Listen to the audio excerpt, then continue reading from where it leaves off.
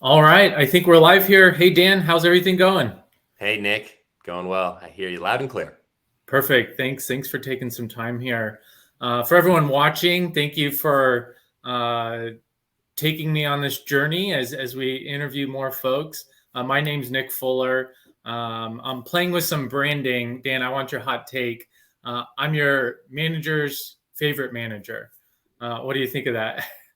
I like that. I like that. I think it's good for some of the content you've been putting out, and I think you just gotta keep diving into that. I think sometimes people are worried to not continue to hit that headline that they're trying to go for. So yeah, I think at one point when someone else calls you that, that's when you know you've really made it. Yeah, exactly. With today's interview, I have Dan Staub, founder, CEO of Juniper Growth. Dan's going to walk us through what Juniper is. Want to learn a lot about your entrepreneurial background, kind of how you made the jump and journey into entrepreneurship. Give some advice to everyone in this space, and really talk about kind of social media and the power of that, because that's really where I think you focus. Before we get into that, and before I let you do some intros, Dan, I always like to get to know my guests a little more. First question for you: when you think back to high school in Atlanta, who were you in high school? What kid were you? How should I think about that? Well, I was the co-captain of an 0-11 football team my senior year. So that's a funny joke. So leader, but I don't know how effective you can say when we were unable to win a game. It was like, I guess you could call me a jock, but I didn't play sports in college and generally not even that athletic. So I'm kind of just good at specific things. I played football, played defensive end. So I really only had to cover, 5 to 10 yards at any given time. So I could just kind of do what I can with my length. I'm a tall guy, so it helped. I love that. My high school, the senior prank, what the football team called, was when we went 0-9 on senior night for the class of 2009. So they also had a losing Nice. streak in them. So Where'd you go to high school? Northview, so not far from Okay. you. Yeah. So I went to Roswell. So yeah, we even lost to Northview my senior year, and that was very bad. That was a litmus test at the time. Yeah. Smart kids, maybe not the most Yes. athletic. Yes. Great school. One of the best public schools in the state. Love that. All right. So I just grilled out. We just made dinner.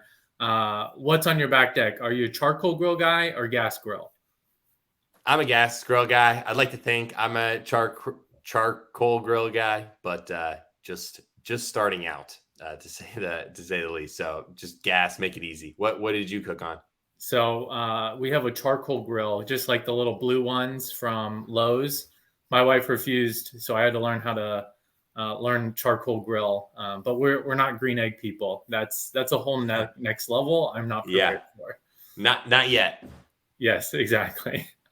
All right. And last question. I think you went to Georgia Tech. So I need to know, were you top of the bell curve? Were you at the bottom of the bell curve at Georgia Tech? And tell me a story about some time in college. Yeah, right in the middle. I think I graduated with a 3.01. So I think that's right about medium for Georgia Tech. A lot of different experiences. I try to get super involved in the different things I did. One of my favorite groups is called Freshman Council. I'm not sure if you're familiar with it there at Georgia Tech, but I did it my freshman year, and then I was a leader in it my sophomore year, and just met some of the most diverse and really intelligent people I've ever met before. It's funny because they all come into freshman year, right, with all this ambition. And so it's fun just to see that continue on. I mean, one of the girls that was in the group danced with Beyonce at the Super Bowl, I think. A lot of them were presidential scholars, different people creating startups in Atlanta. And so it's just been really fun to kind of see the different approaches that everyone has been taking, and, people that I really look up to now, even though they're younger than me. So that was a really awesome experience. And shout out Freshman Council. I'm not sure if it's still around at Georgia Tech. I think the flows got a little bit more organized, but that was a great group to be in. And just, I've learned a lot about networking over the last couple of years, and have even gone back and worked with some of the people that I knew from that group. That's awesome. Georgia Tech's a fun school. I was in the marching band there for 2 years. So 09 and 10 season and 10-11 when Georgia Tech was good, went to the Orange Bowl. So special place in my heart there. Nice. So you went from Northview, which were you in the band at Northview too? I was actually king of the band at Northview. Excuse me. So I wore a crown at football games. I had a flag. So I'd say I was, the as cool as band kids get, that was maybe me. That's where I peaked. Hell yeah. Well, that's cool to do it at Georgia Tech and get some of those experiences and get to go to the Orange Bowl. I think we might have beaten Georgia one of those years. It was close. I remember. Okay. I don't remember the specific game, but a lot of fun regardless, being in the band. Yeah, it was, looking back on it, I consider it's one of the best decisions I ever made. As you know, being an Atlanta guy, you don't really think that highly of Georgia Tech, to be honest, right? It's a good school, but it's kind of that school downtown. And I think once I got on campus, went on a tour, talked to some more people that went there, I learned how much of an awesome opportunity it would be. And, the value that you get out of it, can't brag on it enough. Yeah, love it. Awesome. So Dan, you're the founder of Juniper Growth. So from Georgia Tech to starting your own company, what's that career path look like? Give us, the overview of how that journey looked for you. Yeah. So at Georgia Tech, I was always working. I was always taking on some sort of job. And I think I had 5 different internships, ranging all the way from pre-revenue startup all the way up to SunTrust, which is where I eventually took my full-time job. So I joined the wholesale development program there, which is basically a crash course into being a banker, being a commercial banker specifically. And so got to learn about a lot of different businesses, learn a lot about the underwriting process. And, I thought I would learn a lot more about banking, but I did learn about banking, but I also learned what makes a business successful. I learned a lot of great sales skills. I learned a lot of things in the commercial real estate space, all these different things that I never really thought of would have been open to, or never would have been, shown. After the program, I then got placed into our digital banking group. So basically creating the apps that these commercial banks use to look at their finances, pay their employees, track their receivables. And I was in that group for about 1.5 years, and then went over and worked for another fintech company doing product management. So I was really in the product management space. Always considered myself kind of a non-technical product manager, right? So focusing more on support, marketing, compliance, and really trying to help lead the technical teams as best I could. And after that, we were in the midst of COVID, and I just felt like I always wanted to start a company, and it kind of felt like as good of a time as ever to do it. So I had a couple friends from school who were both really good engineers and were starting their own businesses, and they had a great product, but they needed help with marketing, and they needed help getting some attention to that. So it just kind of felt like a good time to start off. There also was this new platform starting up called TikTok, and was really helping them get on it. I remember when I had my first conversation with my first client, he was doing a bunch of things on YouTube because creator marketing is super effective on there because of the downstream effect you can get by video staying on there for forever. And also the algorithm just continuing to power people with the content that they want to see.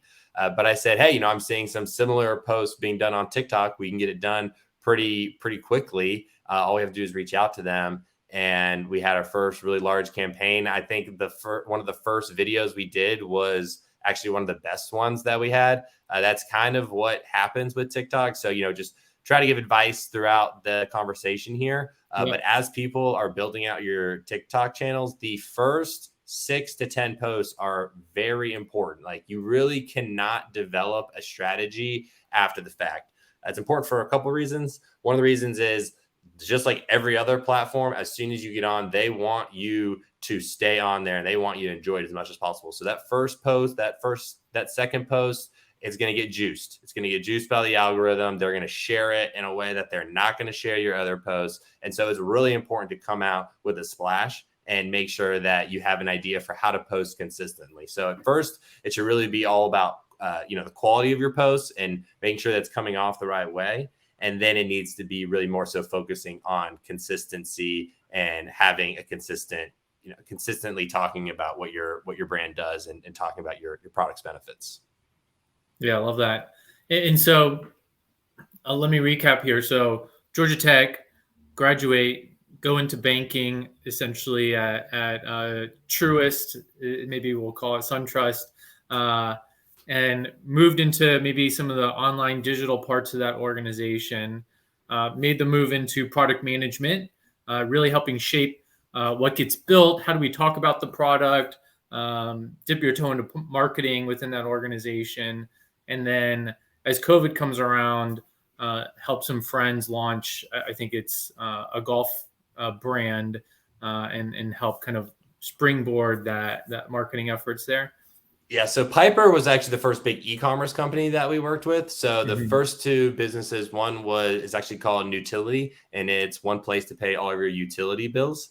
So it's more of that's like a consumer app in the App Store, and the other one was a suite of different Shopify apps. So apps that merchants can go and use to improve their webpage. And so then I got connected. So I was very focused on the SaaS space because I saw that there was this disconnect at the time. Like, I remember, like, Microsoft didn't have a TikTok account. I was looking at all of these technology companies that just didn't have an account at all. And at first I was worried because I thought that, that must mean that, okay, this isn't as big of a deal. But I really started to see more of the value in the platform and started to push it a little bit more to helping some of these more like SaaS and app focused businesses. But along the way, I, obviously working with a Shopify app company, I also learned a lot about e-commerce and how e-commerce businesses work, and that their, e-commerce businesses are making money for the most part, right? They have a thing to sell, and a lot of app businesses are usually on some sort of freemium model. And it can be a little bit tougher to plug in an agency to help fill these things when there's just no ROI associated to a lot of the work because it's all just generated on new users. So Piper, I started working with them in, I guess, the last summer, and really started to put some wheels in motion for them. There was no other golf player on TikTok, so there was still a lot of room to grow there. I saw that, one of the things I learned from that is that it was nice because it was a big enough niche, but it's also small enough to where each platform has different types of users. So one of the things that we tested was, hey, on our Instagram story, hey, go follow us on Twitter. On Twitter saying, hey, go follow us on TikTok, and trying to kind of cross post those. And we really didn't see much movement from one to the other. We really didn't see many people saying, oh, I follow them on Instagram. I like their Instagram account. I should go follow them on Twitter too. And so that was really interesting for me to see kind of that people weren't as excited to jump into it. And then when you dive into it, the types of people on each platform are very different. On Instagram, they are kind of more like us, right? The, 8 to 28 handicap golfer, right? Kind of just like to go out there, hang out with their friends. Twitter is a little bit more gearhead focused. It's a lot more PGA focused. So we started putting up, content that was focused around the PGA and engaging with that type of content.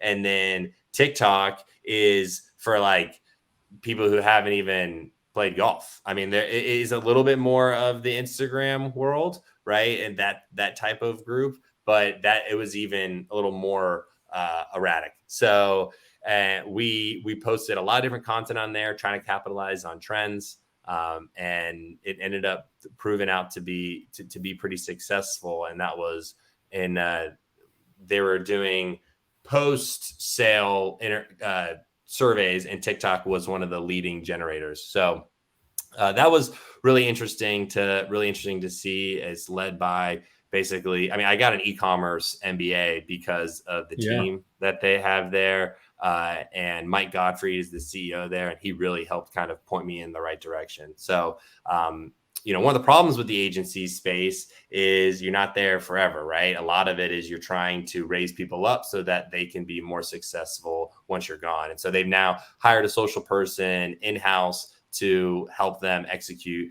on all their social plans. But it does, it's fun, right? Every once in a while going back and seeing what they're posting, and it's starting to engage with their content. There was this really awesome piece in Bloomberg just talking about how golf is getting hipper in general, right? Kind of the John Daly's of the world. There's all of these like more relaxed golf brands, golf the good things like that. the good golf guys, and exactly foreplay on Barstool Sports.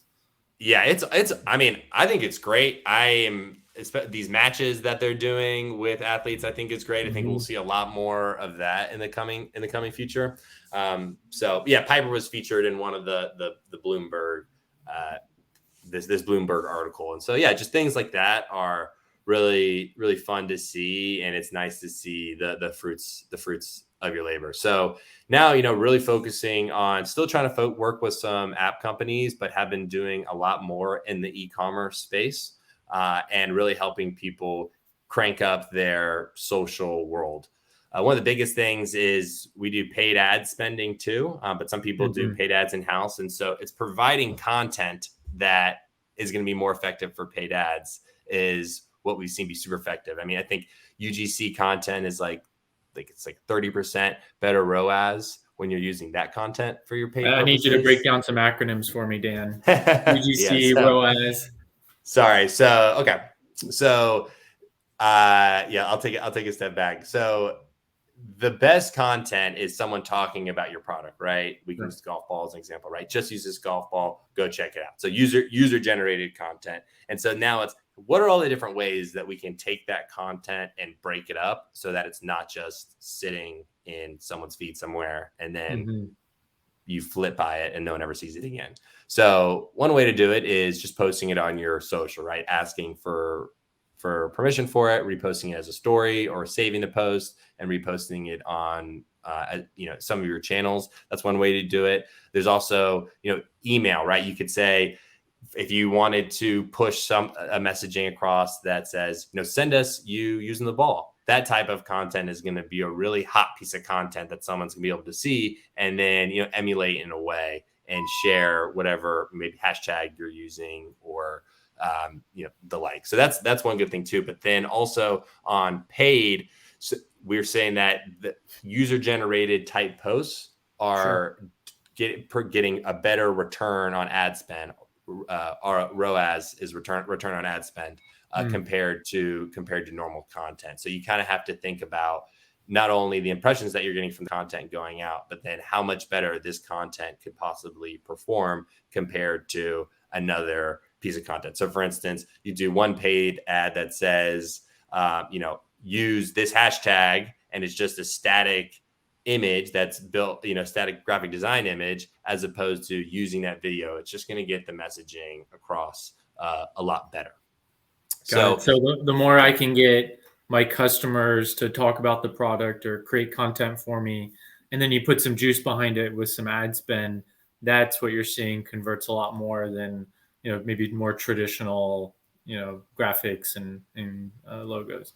Exactly. And it's customers, but also you really working with influencers beforehand can kind of help get that ball rolling a little bit more. And it usually does take about, it depends, but anywhere from like 30 to 50 posts for people to start seeing it, and then them starts to take the balls and post it for themselves, or take the product and post it on themselves. And so that's fun too. And you can start to see a little bit of the rolling effect of all the content that we put out, because now we have people who are putting out awesome pieces of content that we didn't even pay for. That's what happened with the Shopify app suite that I'd worked with. We had worked with a lot of different influencers on TikTok, and then people started doing their own reviews. People started talking about it on their own. And that's when things were honestly the most successful, were from the videos that we didn't even pay anyone to do. They just did it on their own. Yeah, no, that's amazing. And I mean, I see it in my feed all the time, influencers talking about products and everything. And so, Dan, let's tie this back to Juniper Growth. So you're in the agency, you're getting this master class and how to really take advantage of kind of new social media, ad spend behind it, and now you spin up Juniper Growth. Can you talk about really where you focus within your organization there, and how you kind of bridge the gap between businesses and influencers and work to connect the two? Yeah, so it's a comprehensive influencer marketing program. So we do everything from understanding the brand, so then we can understand the creators, do effective outbound to creators to talk about the brand story, and then get them to post content on behalf of the brand, and then do the analysis on the back end, which is not only taking those posts to potentially be used for paid purposes if the creator's open to that, but also taking them and posting them organically on the feed as well. We really try to focus on building a partnership, a relationship with the content creators. I think the people you just say, hey, here's a pair of socks. Can you post this pair of socks? Great. Right. Bye. Like, you're just not going to get much out of that. And so, things like leading with a phone call, right? Don't just have everything be over email. Actually get on a call with them. If anyone is trying to run their own influencer program, like, I cannot beg you enough to just get on the phone with them. And it's kind of like an interview. I would say we approve probably 90% of the people that we talk to, but that 10% is really important, because you ask them some questions like, how do you engage with your audience outside of Instagram? Do you have a blog? Do you have another private channel that you're using? Or things like how long, like how much time a day do you spend on this? And people say, maybe 5-10 minutes a day or something like that. Then like that's just not that much. So you need people that are a little bit more serious about it, and kind of see themselves as an overall brand. So the goal is to lead them through that influencer process and then help them with paid ads as well. So we're also learning a lot more about other ways to help e-commerce brands. I'm thinking about kind of a checklist that we can start to put together that you really need to like check off just to make sure that your brand even has that set up. One of the important things is like Instagram shopping and TikTok shopping and Google shopping, but most people are already on that. Instagram is an e-commerce platform right now. They are pushing content that are tagged with other products more than anything else. So the combination, and they're pushing reels. So the combination of doing a reels where you tag a product, that's going to be the posts that end up getting the most organic reach. And so we try to set those up for brands as well, and then run their paid media behind it, so that we just can kind of continue to help them in different ways. Got it. So when I think about Juniper Growth, working with e-commerce companies, and they really know they need to figure out this influencer marketing. That's where they'll really see a lot of scale, really see a lot of inbound traffic, and ultimately sell product, right? But they don't know how to go about doing it. And so that's where you come in, kind of have that expertise, know kind of the landscape, know how to interact with those influencers, because it's probably a smaller marketing team at an e-commerce brand. That's not their bread and butter. And you're kind of like an agent. Hey, I know what to do here. I know who all the folks are to talk to. Let me set up the conversations. Let me kind of be that go-between and make sure you're working with the right folks. Is that a fair understanding?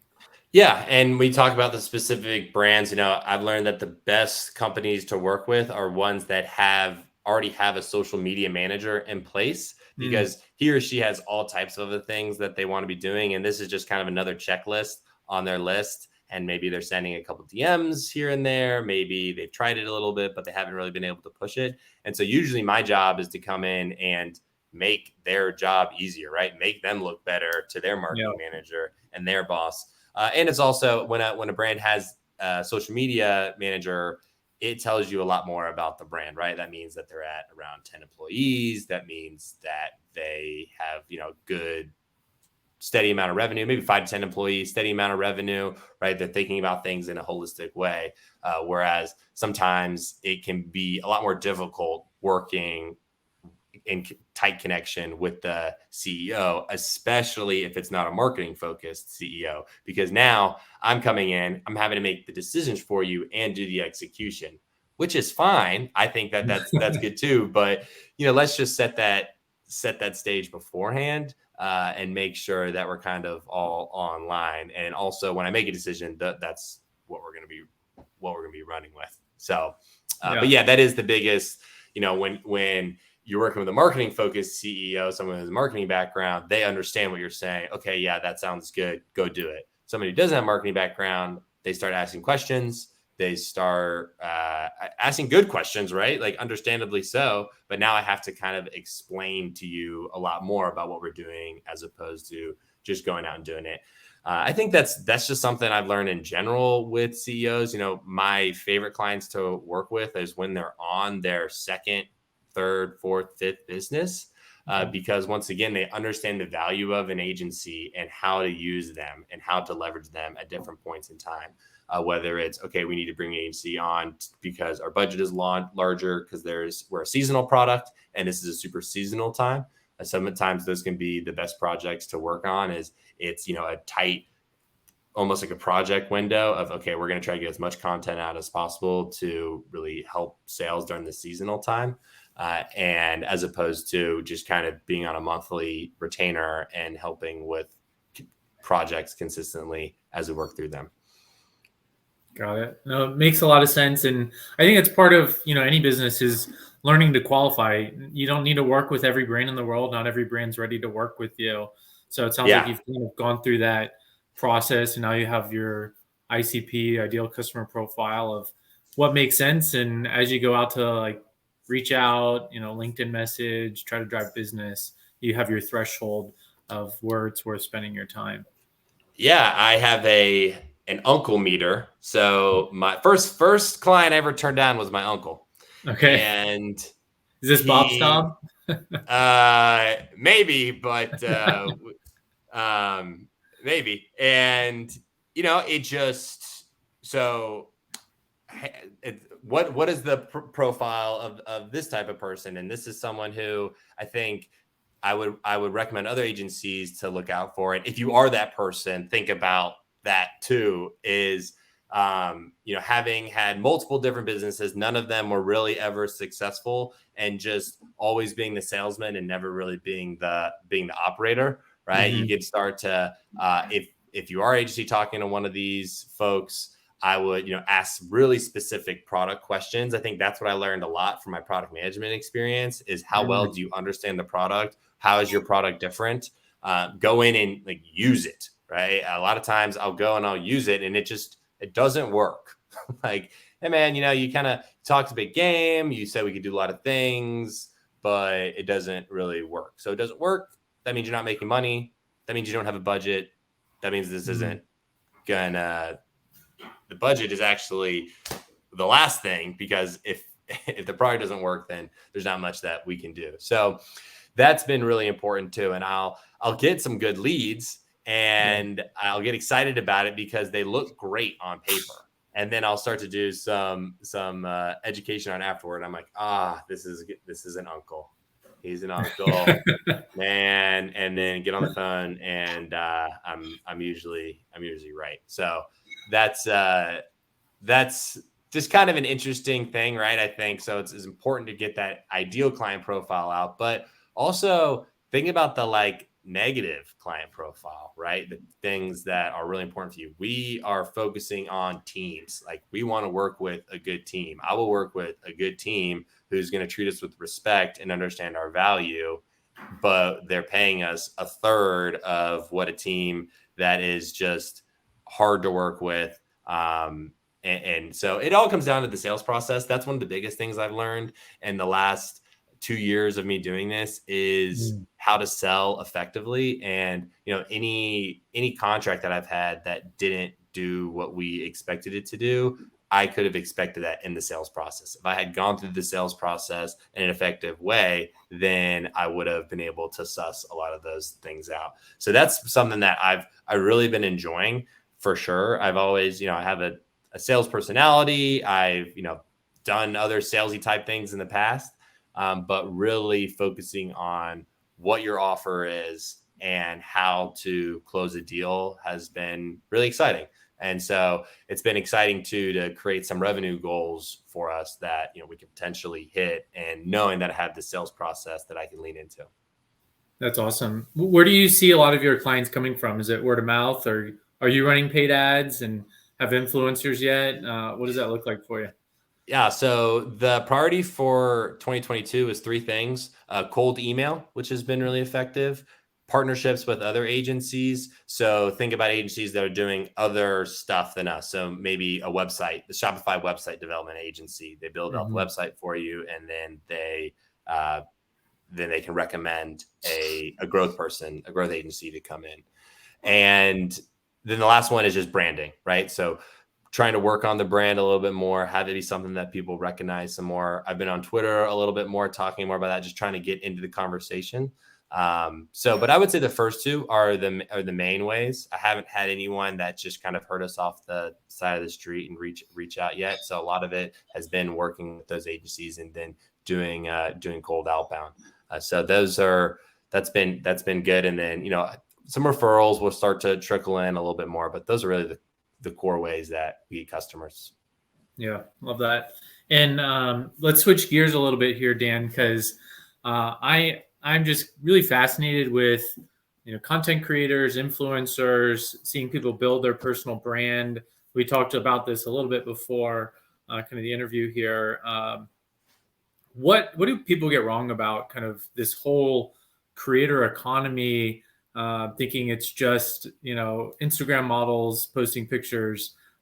There's a lot more to that than meets the eye. Yeah. So first of all, congrats on 100 subs on YouTube. Thank by you. the way, Yeah. that's Hopefully we'll huge. get one more here. I was gonna look it up before the call and see like what % of YouTube accounts have over 100 subscribers, and I bet it's less than 0.5%. Because people get on these platforms and then they just stop, right? They just not enough people watched my thing, Yeah. no one likes me. And so I think just like consistency is really important. So I meant to say that earlier, but yeah, congrats on 100 subs. Go subscribe, right? That's what I don't know if you have a pop-up yet. Yeah. So what people get wrong, I think what creators get wrong is that they think they can just talk about something without having some sort of credibility.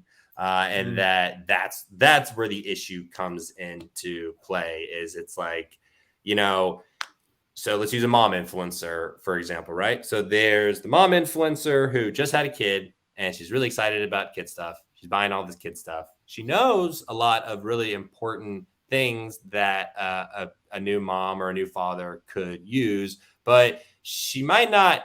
She's kind of new to all this. Whereas a woman who's been in early childhood services for 10 to 15 years, knows a lot more about the space, can provide that in depth, a little bit more of those like mom hacks, right? A little bit more thought on why this is important.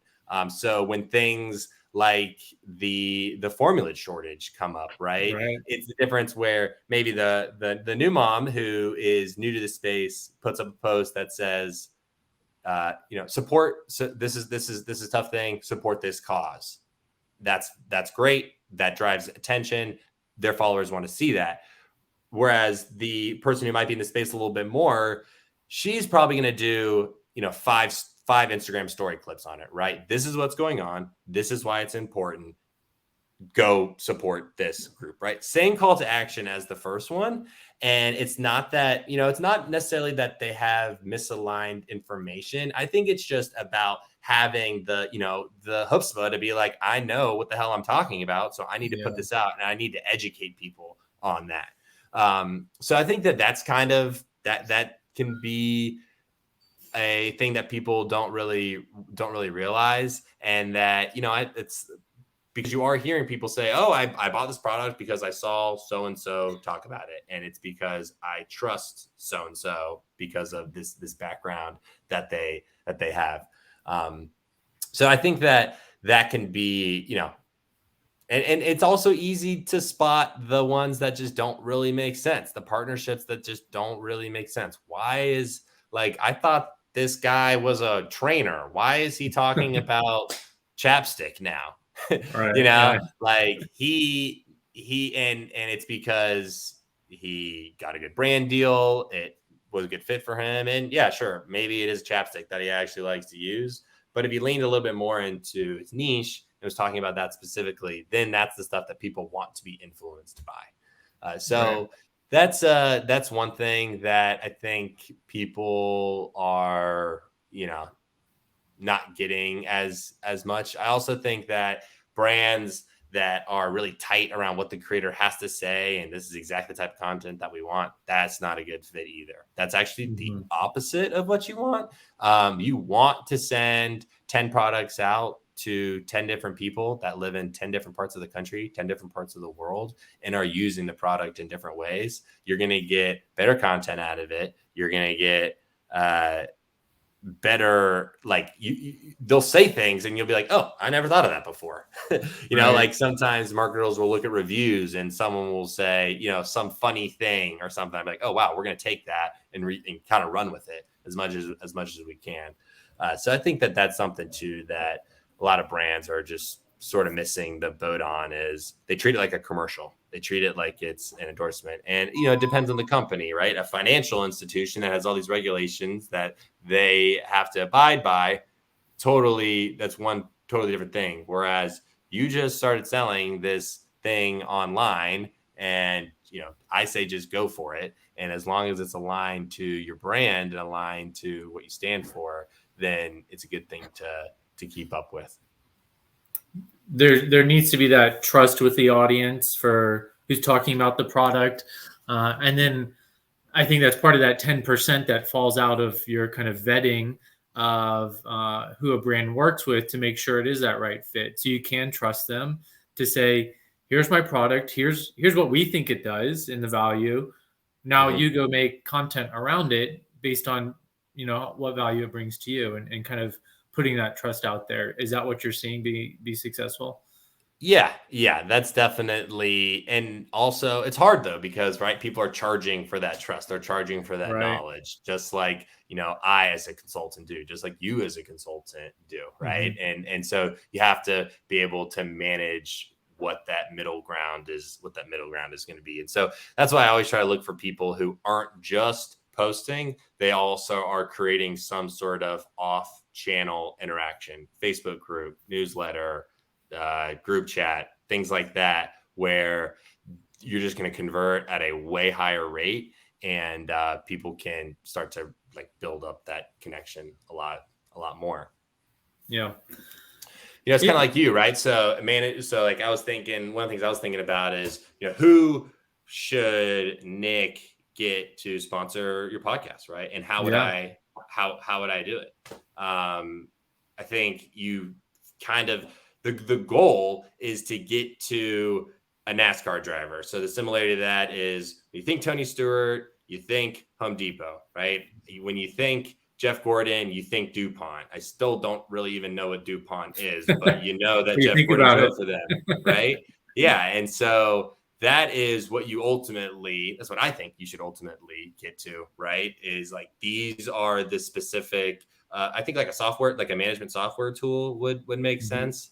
Whereas, or maybe an e-commerce product, but some sort of, software tool can make sense. And you kind of think about who your targets are. and then really try to work toward that. So there's a few ways you could do it. You could start to do some affiliate program testing with a couple of them, right? So get an affiliate program where you just share their code. And at that point, it's still just your podcast with just some codes trickled in. But then you can see, oh, this is like, wow, everyone used this code for this project management tool, but people weren't using the code for this really cool dry erase board or marker or whatever thing that, you get an option to do. And then, like I said, building a partnership with them, continuing to provide content for them in a way, giving the rights to your content so they can reuse it if they'd ever like to. And, just trying to structure a little bit more of a partnership with them that way. So I know you just said 100 subs, so you got some time to go. But I think that if I were you, that's what I would be focusing on, is kind of how do I want them? Do you have a name for this yet? Right. I just call it the Nik Fuller Show right now, like the Tim Ferriss Show. Yeah. Yeah. So the Nik Fuller Show by and who is that brand that you could stick in there and you could confidently kind of go forward with. So just I was just thinking how we could kind of strategize a little bit even on the call. And I don't know how you thought about any sort of promotions or even just driving ad revenue maybe from ads or other places for I think about this a lot. I mean, the ultimate goal is like, can you just live off a YouTube channel? It'd be amazing, right? You see it, and there's a lot of work that goes into it. And a lot of my background, I've also spent like selling software, helping customers figure that out, identifying like new marketing channels. How do we drive inbound traffic just with some strategy work? And so it's funny, it's 100 subs, right? But I have already started to like DM folks and say, and this was, I like your feedback here, because I went content specific. So I interviewed a friend who's a golfer, and I reached out to a golf brand. I said, hey, I'm talking to a golfer. Would you want to sponsor this podcast? And I just put out a number. I was like, it's $400. I'll, drop your name twice. I'll put it in the link. I have a newsletter as well, a personal newsletter. There's 178 subscribers to that I put out monthly. And I was like, I'll put it in the newsletter. And it wasn't the right time for them. They're still early on. But, already starting to think about, hey, how do you drive revenue for something like this? So, but I do like that advice around, that's probably not the right fit. I'm not a golf channel, so it's really just a one and done. But how can you have something a little longer lasting to partner with there? And so, Dan, what are like costs that influencers or content creators charge for stuff like that? Like, I don't have a concept. Yeah, so it really varies. There's different kind of core metrics that people put out there that folks try to lean on. It also depends on kind of how you package it up in general. But I would say it's about $100 for every 10,000 Instagram followers is a good number to kind of lean on, right? 50,000 Instagram followers, $500 for a series of posts. That's kind of a good baseline metric to be going off of. But you really do have to look at the full suite of things that this person's doing, right? So, the difference between you saying, yes, I'll, be an affiliate and shout you out on the podcast, and just saying that versus all the things that you just said, this is what I'm going to do. This is where you get spots in, and really making it easy on the brand to say yes, right? Making it clear the impressions that you're getting per and any other sort of like success stories that you have, that can really help. So that's a good way to go off it. Some people charge under that. Some people charge way over that too. So, and you get a lot of that sussed out in the conversation also, because, people are throwing numbers out, right? Just like you. And I think that I would do the same, right? You have to lead with something, right? You're like, I'm not going to say $5, right? I'm going to at least lead with something substantial. I think also like term too. So, it's not just a one and done thing. It's how am I going to be able to continually talk about the product? They say 7 to 9 impressions until someone eventually makes a buying decision. And so, if that's like 7 to 9 posts. That's 7 to 9 mentions about the product. So there's also ways that you can be a good steward of the brand. It's not just posting in like the content calendar that you agreed on. It's things like, here's this IG story off the side. Here's another time where you can actually talk about it. And that's where creator product fit. I've never thought of that term before, but I guess Coin it. It's beautiful. Coin it. Creator product fit, right? Yeah. Very That's product management of you. yeah. Add it to the agile, safe definitions. So that's where it's really important, because I worked with a soil company, and we sent it out to all these different gardeners that are doing all that post a lot, and they posted for us. And they're like, wow, this is actually awesome gardening soil. I garden every single day. So I'm just hanging out in my backyard, putting a post up about what I did that day. And I used your soil, so I mentioned it in the post, right? So that makes it a lot easier. So with Piper, right? We did not decide to reach out to Phil Mickelson, Tiger Woods, and Jordan Spieth, trying to get them to play the Piper golf ball, because they probably wouldn't. We reached out to people who were in that Instagram realm, that the people that are, just want to buy a affordable ball and go out and enjoy the friends and have kind of a fun brand to be attached to. So that was really important too, is that, so PGA, we did some things with like PGA pros, people that were certified as PGA pros. Right. And so they were able to kind of talk about it, but it was better to work with the good type of guys. That was an account that we tried to reach out to. They're actually kind of doing their own thing, which makes sense. It's fine.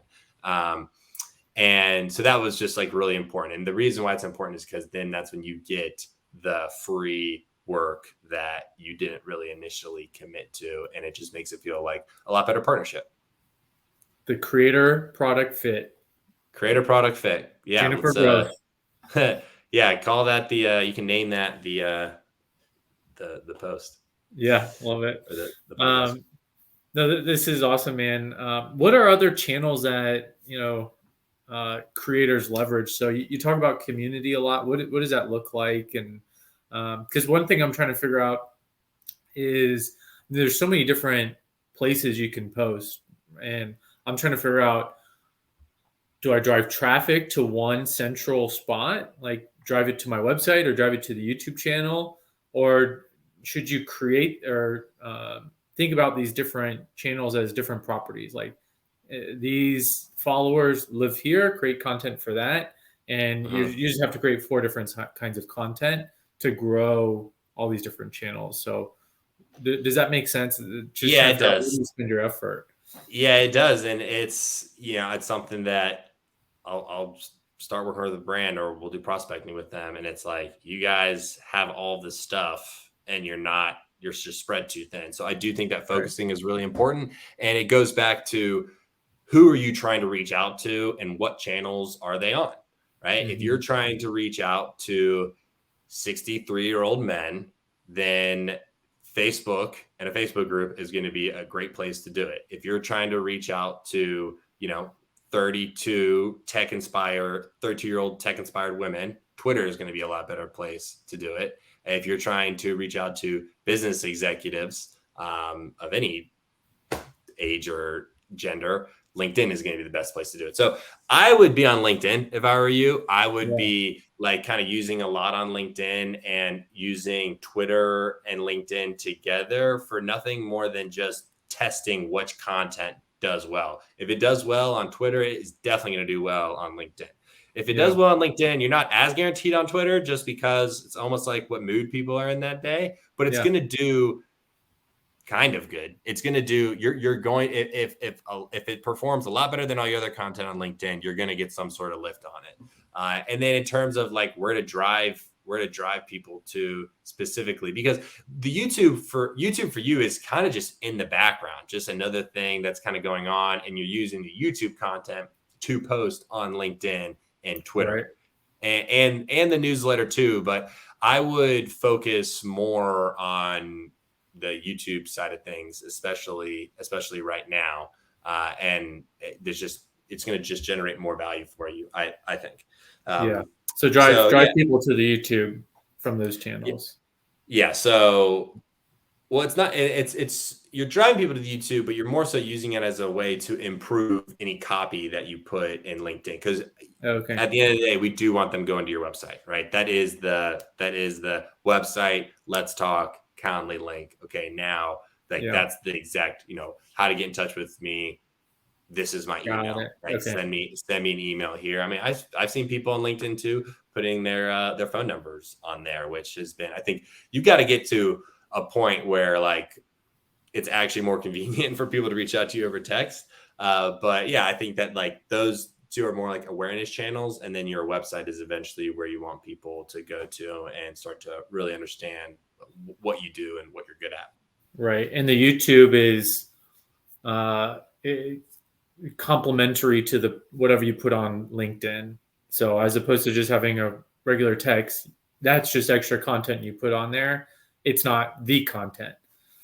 Right. And you can think about like you kind of start to put your content calendar together based off of the interviews that you do. So if you do, maybe when you post this beforehand, the post before, the post after, you talk a little bit more about social media, or you talk a little bit more about the marketing space, or you talk a little bit more about the e-commerce space, right? And kind of hit on that. Or, maybe it's talk to Dan. This is what we talked about. Then I went and did my own research. I did this other little mini case study. This is things that I found out from listening to other podcasts, reading other newsletters. And then they just start to pick up on each other a little bit more. And so that's what you want to get to, is like true momentum. Yeah, no, that's cool. There's so much there. And what I'm trying to figure out too is, and maybe we'll wrap up here soon, but is trying to build a community of like folks trying to do the same thing, whether it's in Atlanta or kind of the same space. Do you see much of community-wise of creators just working together?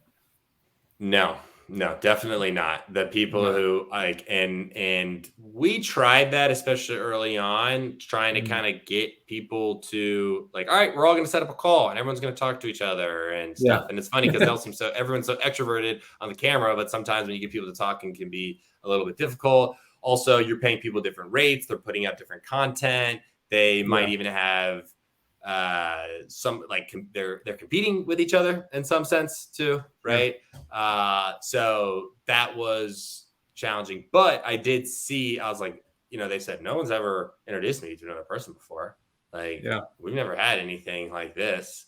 So that was really good. And I think also with like affiliate programs, it's really important to have that consistent email. It's like ambassador program, whatever you want to call it. It's like, are ambassadors talking about you? Are they affiliates actually trying to drive sales?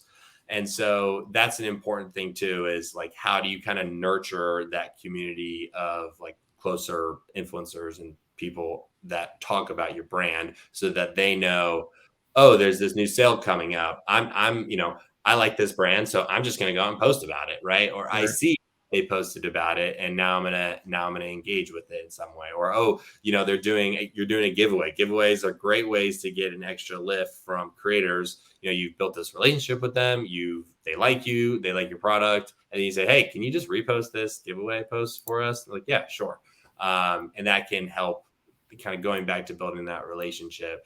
That can help expand that out even more. And maybe they won't say yes. Maybe they'll say, yeah, give me $150. Maybe they'll say, yeah, no, that's not what we committed to. Or maybe they just don't answer you at all. All things that I would possibly expect.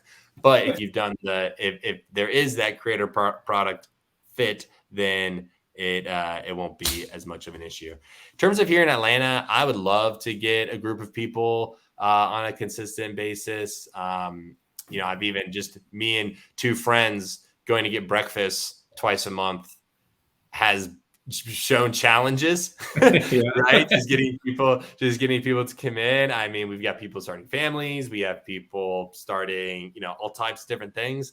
And so it's funny too. And also like how do you kind of structure it? Like my way of thinking of it was, maybe we have people in different verticals. Like you kind of put like an A squad together of someone who's in finance, someone who's in marketing, and then there's all these right? There's a sub things with that. Finance, someone who's really good at mergers and acquisitions, someone who's more of a controller type person.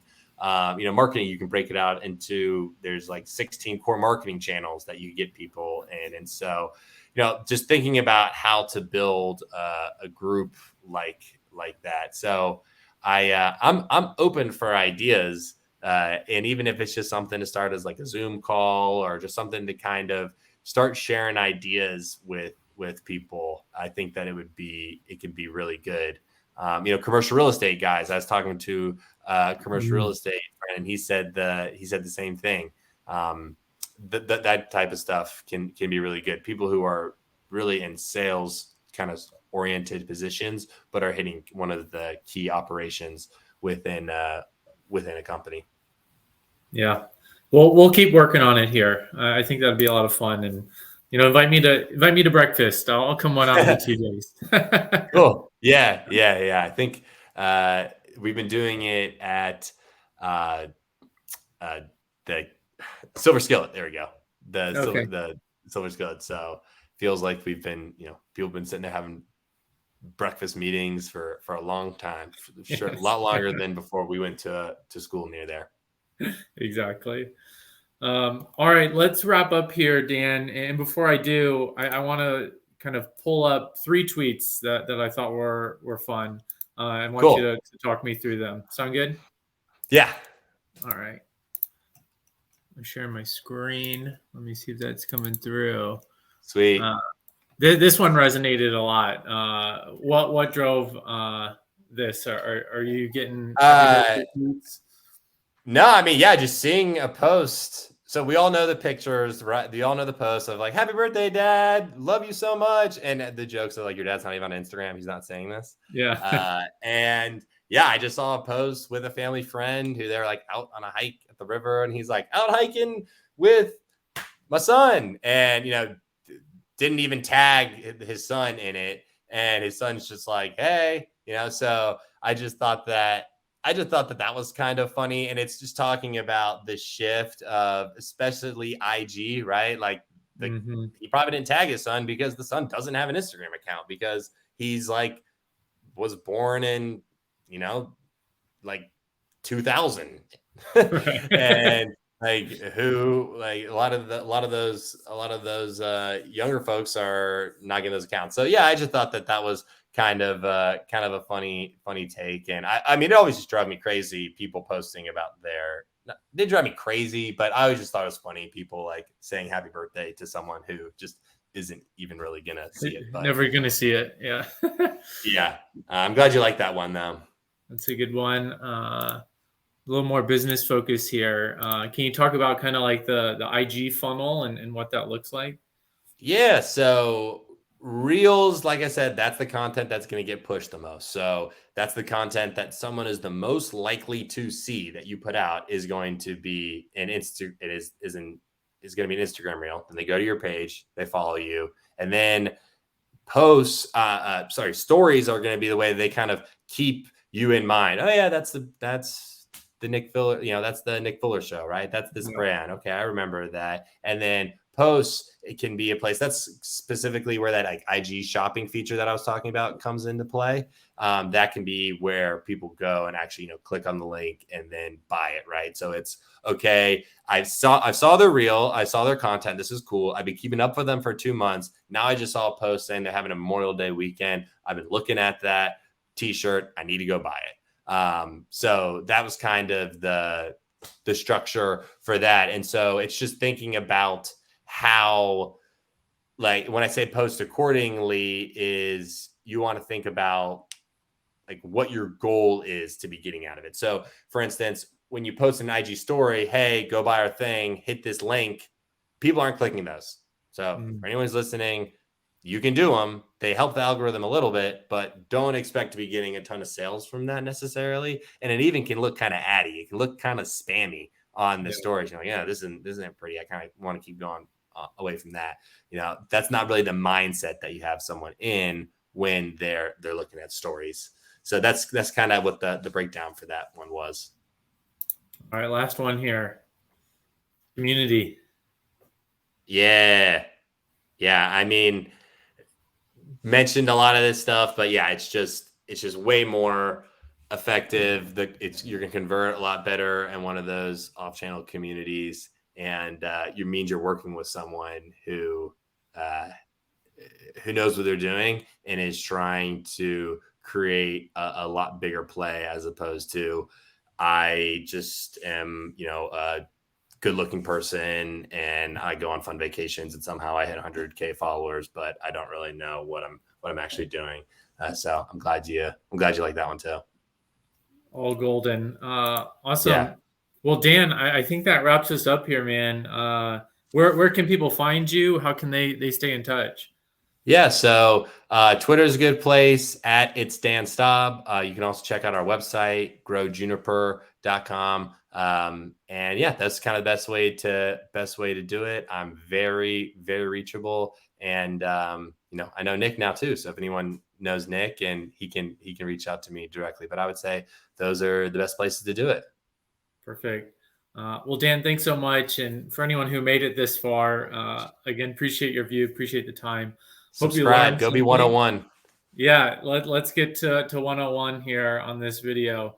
And Dan, I'll put all your links in the description, all that good stuff, so folks can reach out. Perfect. But really appreciate it, and we'll have to get to breakfast here soon. Awesome. Thanks, Nik. Thanks, man.